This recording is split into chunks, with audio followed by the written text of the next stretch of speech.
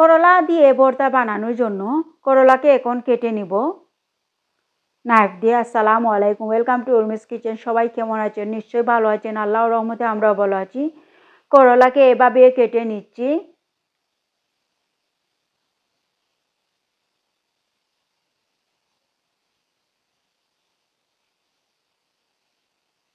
দেখুন এভাবে করে কেটে নিচ্ছি। আর কেটে নিয়ে পানি দিয়ে ভিজিয়ে রেখেছি।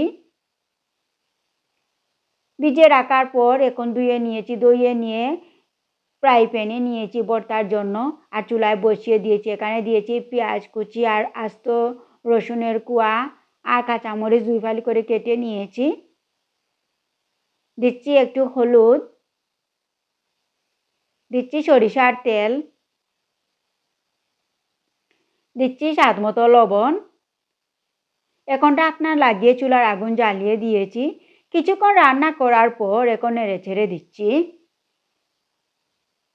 এভাবে এই করলার ভর্তা বানিয়ে খেয়ে দেখবেন কতটা মজাদার হয়। একবার খেলে কিন্তু বারবার খেতে চাইবেন।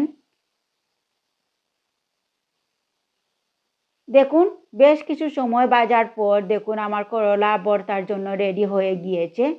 এখন আমি চুলাটা অফ করে নিব।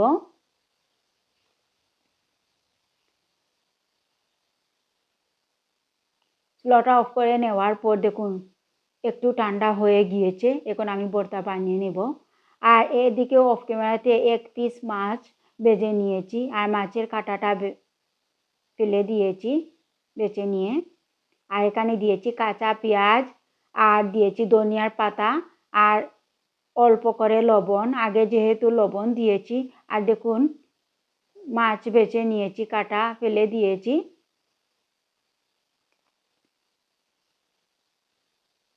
এখন ভর্তা বানিয়ে নিচ্ছি। এই ভর্তা এভাবে বানিয়ে খেয়ে দেখুন কতটা মজাদার হয়। একবার খেলে কিন্তু বারবার খেতে চাইবেন। দিয়ে দিচ্ছি একটু কালিজিরা। কালিজিরা দেওয়ার পর ভর্তাটা খেতে কিন্তু অনেক ভালো লাগে। এখন একটা মাটির বাটিতে পরিবেশন করেছি।